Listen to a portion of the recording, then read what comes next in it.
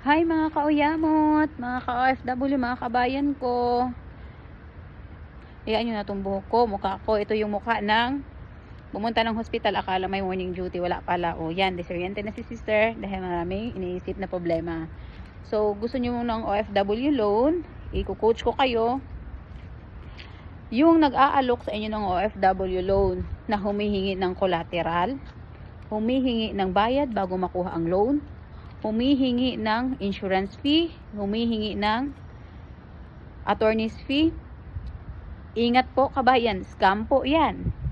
Relate ako dyan. Kaya wag pong magpapascam. Kasi po ang totoong company sa Pilipinas na nagpapautang sa mga OFW, sa mga seaman, ay hindi humihingi ng anumang bayad bago makuha ang ating loan.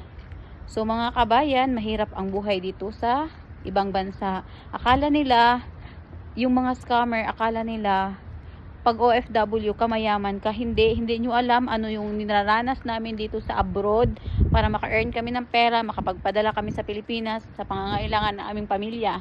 Kaya lumaban kayo ng patas, huwag kayong mang-scam, maawa naman kayo. Nagpapakain din kayo sa inyong mga pamilya. Alangan naman ipakain nyo sa inyong pamilya.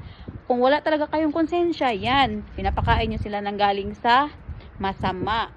Maawa naman kayo sa mga kapwa nyo Pilipino, huwag kayong mang-scam.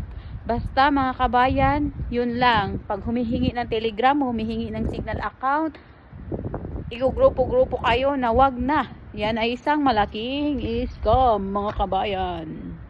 O, andito ako sa rooftop ngayon para mag-remind sa inyo na wag magpa-scam. Mahirap ang buhay.